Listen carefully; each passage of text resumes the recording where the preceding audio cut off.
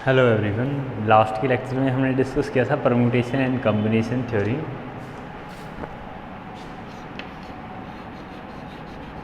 Permutation and combination theory ये हमने discuss किया था। हमने इस पे बेस कोई भी क्वेश्चन सॉल्व नहीं किया था, लेकिन हमने फॉर्मूलेज क्या होते हैं ये हमने डिस्कस कर लिया था। Permutation and combination theory, permutation and combination theory पे बेस आज हम क्वेश्चन सॉल्व करेंगे। एक बार फिर से रिपीट हम कर लेते हैं। परम्यूटेशन और combination, permutation and combination. Permutation का आप यूज़ कब करोगे? जब आपके लिए क्या करता है, ऑर्डर डज मैटर। आपके लिए अगर ऑर्डर मैटर करता है तब तो आप यूज़ करोगे परम्यूटेशन, और अगर ऑर्डर डज नॉट मैटर तब आप यूज़ करोगे कॉम्बिनेशन।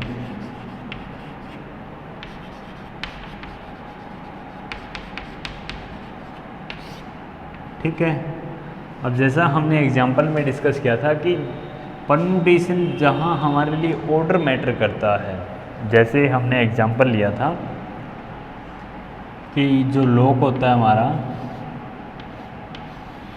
उसके ऊपर 0 से लेकर के 9 तक हर एक सर्कल के ऊपर जो नंबर प्रिंट होते हैं। अब अगर जैसे उसका लॉक हमने सेट किया 5 4 3, तो जब तक 5 4 3 नहीं आएगा तब तक ये लॉक ओपन नहीं होगा। तो यहाँ जो ऑर्डर है वो मैटर कर रहा है। अब इन तीनों में ये जो नंबर हमारे 4 5 3, अब नंबर तो हमारे सेम ही है लेकिन ऑर्डर हमारा सेम नहीं है। तो जहाँ ऑर्डर हमारा मैटर करता है वहाँ हम यूज़ करेंगे परम्यूटेशन थ्योरी, और जहाँ ऑर्डर हमारा मैटर नहीं करता, जैसे कॉम्बिनेशन के लिए हमने एग्जांपल लिया था कि जैसे अगर आपके पास जो है एक फ्रूट सैलेड है, आपके पास फ्रूट सैलेड है, उसमें आपके पास 3 टाइप के आप कहते हो कि मेरे पास सैलेड है, एप्पल, बनाना और ग्रेप्स। ये 3 आपके पास फ्रूट हैं जो आपकी सैलेड में इंक्लूड है। अब चाहे आप इनको इस वे से बताओ कि मेरी जो सैलेड है, फ्रूट सैलेड, उसमें एप्पल, बनाना एंड ग्रेप्स है, या आप इस तरीके से बताओ कि ग्रेप्स, एप्पल एंड बनानास है। तो यहाँ जो है ऑर्डर मैटर नहीं कर रहा, तो इस तरीके की सिचुएशन में आप यूज़ करोगे कॉम्बिनेशन। ठीक है। अब हमने डिस्कस किया था कि परम्यूटेशन आप कैसे फाइंड आउट करते हो। परम्यूटेशन NPR, यहाँ n क्या होता है, टोटल नंबर,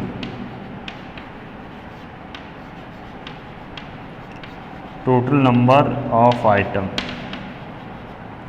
और R क्या होता है, सिलेक्शन ऑफ आइटम।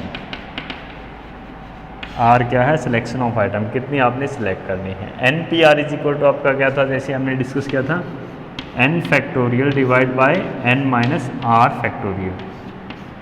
ये हमने डिस्कस किया था परम्यूटेशन का फॉर्मूला। ये कब है,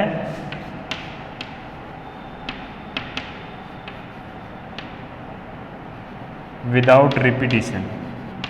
अगर रिपीटेशन आपको अलाउड ना हो तब हम ये फार्मूला यूज़ करेंगे, और हमारी जो स्टैट का सिलेबस में हम यही यूज़ करने वाले हैं, विदाउट रिपीटेशन।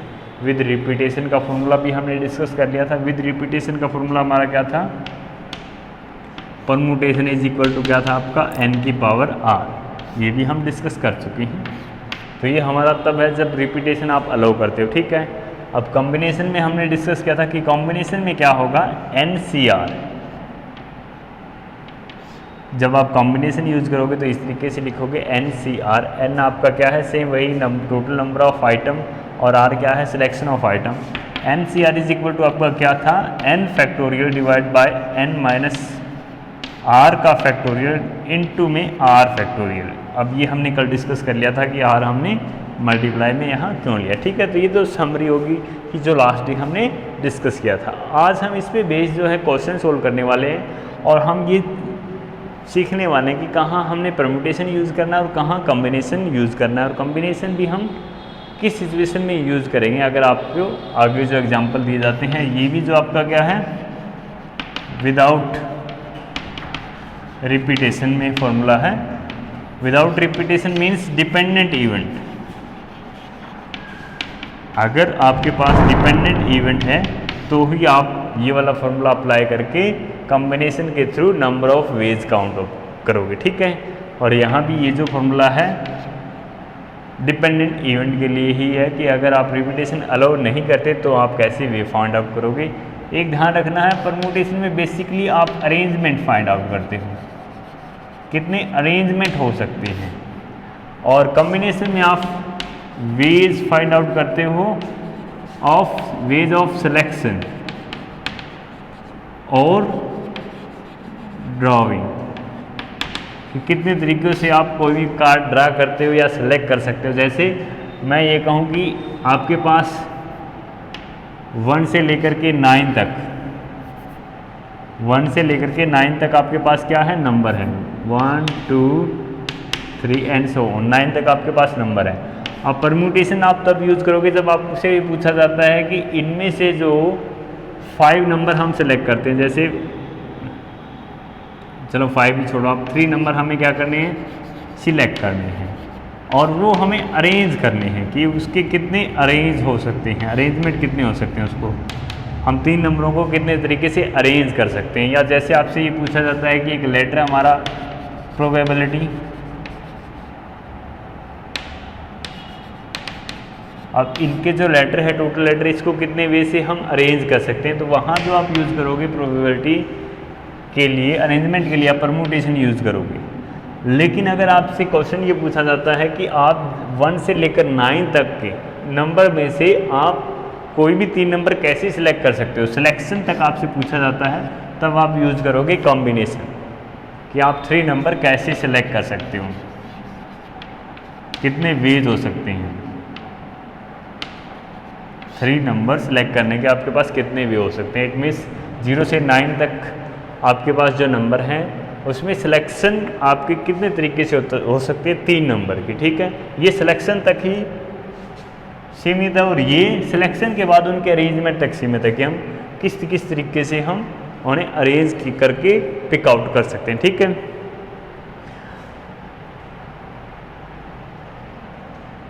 अब इसके बाद हम क्वेश्चन सॉल्व कर लेते हैं, प्रैक्टिकल क्वेश्चन जो आपकी बुक में दिए गए हैं।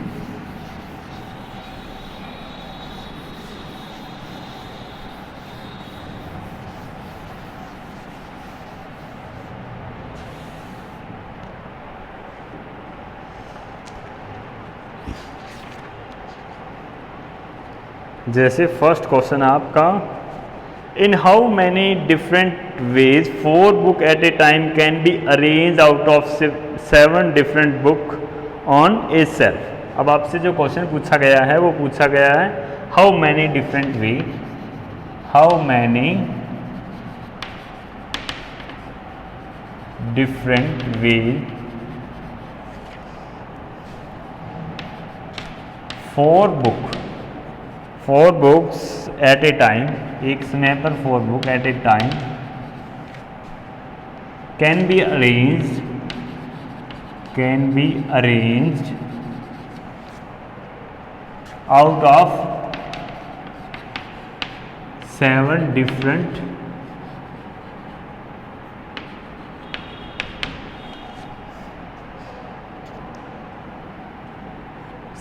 different books on a shelf।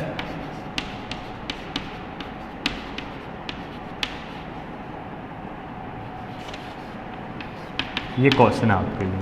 अब आप कैसे तय करोगे कि यहाँ आपने परम्यूटेशन यूज़ करना है कि कॉम्बिनेशन आपको यूज़ करना है। देखो, आपको फाइंड आउट तो करने हैं वेज। बेसिकली जो आपको जहाँ पर भी वेज पूछा जाता है वहाँ आपको या तो परम्यूटेशन यूज़ करना है या कॉम्बिनेशन यूज़ करना है।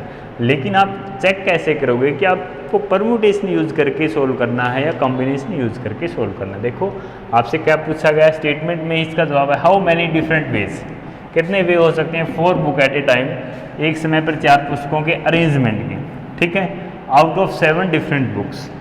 अब 7 डिफरेंट बुक्स में से 4 बुक्स सेट करने के कितने डिफरेंट वे हो सकते हैं एक अलमीरा में या एक सेल्फ में, आप कितने तरीके से उसे सेट कर सकते हो, ठीक है। तो अरेंजमेंट से रिलेटेड आपसे क्वेश्चन पूछा गया है, तो आप क्या यूज़ करोगे, परम्यूटेशन। परम्यूटेशन NPR, यहाँ n इज इक्वल टू हमें कितना गिवन है, टोटल नंबर ऑफ बुक्स कितनी है 7। अब उसमें से सिलेक्ट हमें कितनी करनी है, R इज इक्वल टू हमारा क्या है 4। कितने वेज होंगे, 7 बुक्स में से 4 को सिलेक्ट करके उन्हें सेल्फ में अरेंज करने की, N P R is equal to आपका क्या होगा, N factorial divide by N minus R का फैक्टोरियल।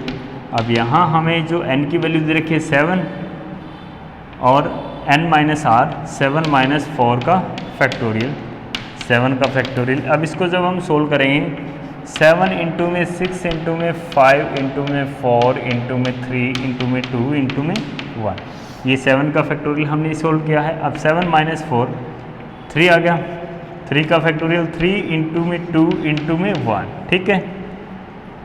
तो यहाँ से हम क्या कर देंगे, ये कैंसिल कर देंगे, 3 इंटू 2 इंटू 1। अब आप मल्टीप्लाई कर लेंगे, 5 इंटू में 4 20, 20 इंटू में 6 120, 120 को 7 से आप मल्टीप्लाई करो, ये आ गया आपका 0 4 और 8, 840 वेज होंगे इन बुक्स को अरेंज करने में। तो ये क्वेश्चन आपका परमुटेशन पे बेस्ड था, ठीक है। अब उसके बाद परमुटेशन पे बेस्ड एक और तरीके का क्वेश्चन आपको मिल सकता है, जो आप सिंपली इसी तरीके से भी सोल्व कर सकते हो, या दूसरा तरीका भी आपको बताया गया वो सेम एज इट इज़ है। जैसे क्वेश्चन मैं यहाँ लिख देता हूँ, फिर ही आपको बताऊँगा।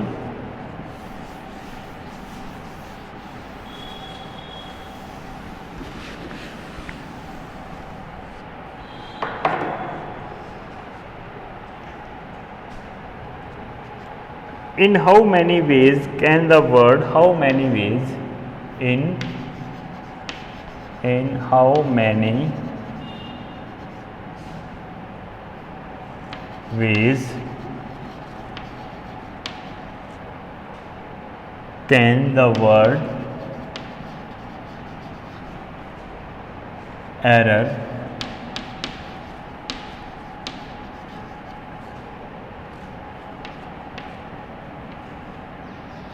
be arranged? आपसे ये पूछा गया है कि हम कितने वेज में एरर वर्ड को अरेंज कर सकते हैं। तो जहाँ भी अरेंज आपने देखा, आपको पता चल गया कि आपने क्या यूज़ करना है, परमुटेशन, ठीक है। Veg can the word error be arrange, जो एरर है वो कितने तरीके से हम अरेंज कर सकते हैं। अब जब भी अरेंज हमने देखा, हमें पता चल गया कि हमें फाइंड आउट करना है परमुटेशन के थ्रू नंबर ऑफ वेज, ठीक है। तो अब हमें NPR हमें चाहिए। तो इस तरीके के जो क्वेश्चन है जहाँ पे रिपीटेशन देखो सेम ही वर्ड की, अब देखो इसमें ई जो है फॉर एक ही टाइम रिपीट हुआ है, और उसके बाद आर जो है आपका 3 टाइम, और ओ की जो रिपीटेशन है वो 1 है, ठीक है। तो इस तरीके के जब रिपीटेशन वाले वर्ड और उनको आपको अरेंज करना हो, तो जैसे आप एक भी तो आपके सामने लिखा हो, दूसरा भी अगर हम इस तरीके से लिखें RORRE,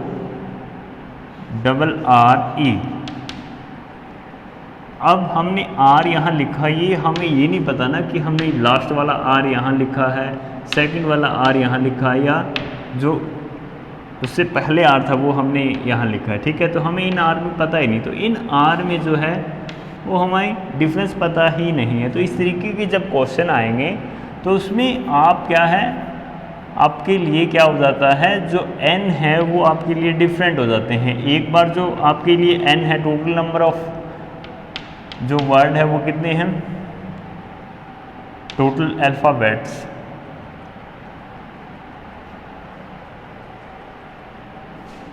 सॉरी टोटल जो हमारे पास लेटर है इंग्लिश वर्ड एरर में, उसमें कितने हैं, टोटल लेटर 5 लेटर हैं, 1 2 3 4 एंड 5 लेटर हमारे पास। अब उसमें से अब इस तरीके के क्वेश्चन में आपके पास N1 N2 N3 फिर से होगा। N1 N2 N3 क्या है, N1 है आपका कि आपकी जो पहला डिजिट है उसकी रिपीटेशन क्या है, N1 की रिपीटेशन आपकी 1 है, ठीक है। उसके बाद नेक्स्ट जो आपका लेटर है, देखो इसमें हमने N1 N2 N3 कैसे डिसाइड किया, क्योंकि इसमें जो लेटर हैं 3 लेटर हैं सेपरेट, E R और O, ये 3 लेटर हैं जिनसे मिला करके ये हमारा वर्ड बनाया गया, ठीक है। तो N जो हमारे नेक्स्ट फर्दर N होंगे, N1 N2 और N3, क्योंकि 3 लेटर है तो 3 N होंगे। तो N1 की रिपीटेशन हमारी 1 है, N2 की रिपीटेशन हमारी कितनी है, 3 है कि नहीं, R 3 टाइम रिपीट हुआ है, और O की रिपीटेशन हमारी क्या है, 1 है। तो यहाँ n1 की वैल्यू 1, n2 की वैल्यू 3 और n3 की वैल्यू 1 है। ठीक है, तो इस तरीके के जो क्वेश्चन है वो आप किस तरीके से सोल्व करोगे, n P R is equal to फिर आपका क्या होगा n factorial divide bye n1 का फैक्टोरियल इनटू में n2 का फैक्टोरियल इनटू में n3 का फैक्टोरियल। ठीक है, इस तरीके से आपको क्या करना होगा, सोल्व करना होगा। इस तरीके के क्वेश्चन अगर आपके पास आ जाते हैं तो n का फैक्टोरियल हमारा कितना है 5, n हमारा जो 5 है 5 इंटू 4 इंटू 3 इंटू 2 इंटू 1, ये हमने n का फैक्टोरियल किया। ठीक है, उसके बाद n1 हमारा कितना था 1 का फैक्टोरियल आपका 1 आएगा इंटू में n2 हमारा कितना है 3 का फैक्टोरियल 3 इंटू में 2 इंटू में 1।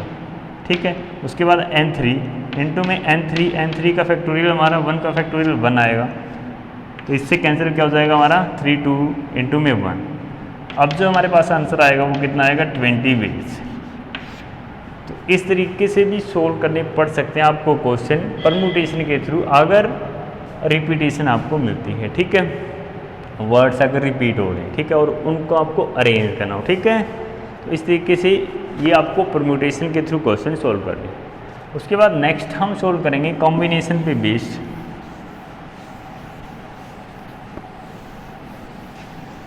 एक सम हम कॉम्बिनेशन पे बेस्ड सोल्व करेंगे। कॉम्बिनेशन का फॉर्मूला हमारा क्या था, N C R is equal to आपका क्या था n factorial divide by n minus R का फैक्टोरियल इनटू में r फैक्टोरियल, ये फॉर्मूला था हमारा। अब इस पे बेस्ड क्वेश्चन देखो आप,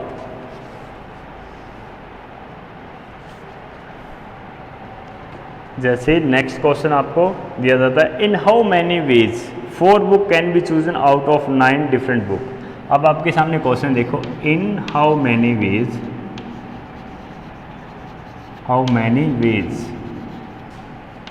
4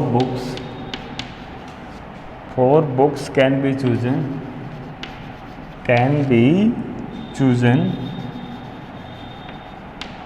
आउट ऑफ 9 डिफरेंट बुक्स। आपका क्वेश्चन ये है कि 4 बुक आप कैसे सिलेक्ट करोगे आउट ऑफ 9 डिफरेंट बुक्स में से। ठीक है, तो यहाँ देखो अभी जो हमने एक डिस्कस किया था सेम इसी तरीके का क्वेश्चन जिसमें हमने परम्यूटेशन यूज़ किया था, लेकिन यहाँ हम यूज़ करेंगे कॉम्बिनेशन। क्यों? क्योंकि यहाँ देखो आपको ये पूछा गया कि किस तरीके से आप चूज़ आउट कर सकते हो 4 डिफरेंट बुक्स आउट ऑफ 9, ना कि आपसे अरेंजमेंट पूछे गए कि ना कि आपको उन बुक्स को अरेंज करना है कहीं। ठीक है, तो जब आपको सिलेक्शन के बारे में पूछा जाता है कि आप कितने वे से सिलेक्ट कर सकते हो, तब आप यूज़ करोगे कॉम्बिनेशन। तो आप कितने वे से इसे सिलेक्ट कर सकते हो, NCR using combination theory. NCR is equal to आपका क्या होगा, n यहाँ कितना है, n इज इक्वल टू 9 है और r इज इक्वल टू आपका कितना है 4। तो NCR इज इक्वल टू आपका क्या होगा 9 का फैक्टोरियल डिवाइड बाय 9 माइनस 4 का फैक्टोरियल इनटू में 4 का फैक्टोरियल। अब इसको आप सोल्व करो, 9 का फैक्टोरियल 9 इंटू में 8 इंटू में 7 इंटू में 6 इंटू में 5 इंटू में 4 इंटू में 3 इंटू 2 इंटू 1, ये 9 का फैक्टोरियल हमने सोल्व किया। उसके बाद 9 माइनस 4 5 रह गए, 5 का फैक्टोरियल 5 इंटू में 4 इंटू में 3 इंटू में 2 इंटू में 1। ठीक है, उसके बाद 4 का फैक्टोरियल, फिर से 4 का फैक्टोरियल हम 4 इंटू में 3 इंटू में 2 इंटू में 1। ठीक है, तो इस तरीके से हमें क्या करना होगा, सोल्व करना होगा। ये कैंसिल हो गया आपका। ठीक है, 5 तक। अब उसके बाद 3 इंटू में 2 6, ये कैंसिल हो गया। 8 को हमने डिवाइड कर दिया, 4 से 2 आ गया। अब देखो 9 इंटू में 2 18, 18 इंटू में 7, 18 इंटू में 7, या आप ये कर लो 7 इंटू में 2 14, 14 इंटू में 9, 140 में से 14 आप लेस करो तो ये रह गया आपके 136, 126 वेज आपके पास जो होंगे 126 वे होंगे 9 बुक्स में से आप 4 अगर डिफरेंट बुक्स चूज़ करोगे, ठीक है। तो इस तरीके से आपको पता चलेगा कि कैसे आपको कॉम्बिनेशन यूज़ करना और कहाँ आपको परमुटेशन यूज़ करना है, ठीक है। अब बेसिकली जो आपके सिलेबस में यूज़ किया गया है वो कॉम्बिनेशन थ्योरी का यूज़ किया गया है। परमुटेशन तो जस्ट आपको इन्फॉर्मेशन के रिगार्डिंग डिस्कस किया गया आपके साथ। हो सकता है 2 नंबर का क्वेश्चन इसमें से आ जाए परमुटेशन में, लेकिन जो बाकी आपके बड़े सम है वो सोल्व किए गए हैं कॉम्बिनेशन थ्योरी के थ्रू, ठीक है। अब इस पे बेस्ड कुछ एक टिपिकल क्वेश्चन हम सोल्व करते हैं। वो सोल्व करने से पहले 1-2 शॉर्ट ट्रिक आप देख लो। जैसे आपको 9 का फैक्टोरियल NCR अगर आपको फाइंड आउट करना है, 9 का फैक्टोरियल डिवाइड बाय 9 - 4, तो अब आप एक शॉर्ट ट्रिक देखो। 9 - 4 आपने किया तो यहाँ से आप डायरेक्टली 1 2 3, ये 2 हो गए, 3 हो गए और ये 4, इन 4 की आपको मल्टीप्लाई रखनी है, क्योंकि इसके बाद जो आपका रहेगा 5 4 3 2 and 1, ये तो कैंसिल होने वाला है क्योंकि यहाँ भी 5 का जो है फैक्टोरियल है। यहाँ जो वैल्यू है ऊपर वाली वैल्यू, ये आपकी पहले 4 डिजिट की मल्टीप्लिकेशन ही होगी, जैसे 9 8 × 7 × 6, ठीक है, क्योंकि अगर R आपका 4 है। जैसे R अगर आपका यहाँ 3 होता तो उस केस में आप क्या करते 9 × 8 × 7, ठीक है, डायरेक्टली उसकी मल्टीप्लाई करते। शॉर्ट ट्रिक में बता रहा हूँ। तो 9 × 8 × 7 और डिवाइड में आपका हो जाता है यहाँ, ये वाला आप छोड़ रहे हो क्योंकि इसके बाद का आपने उससे कैंसिल कर दिया R फैक्टोरियल से। R का फैक्टोरियल आपका कितना है 3 × 2 × 1। तो डायरेक्टली बिल्कुल शॉर्ट आप अपनी प्रेजेंस ऑफ माइंड यूज़ करते हुए बिल्कुल शॉर्ट में आप इस तरीके से लिख सकते हो इसे डायरेक्टली। आपको कंप्लीट लिखने की आवश्यकता नहीं है, ठीक है।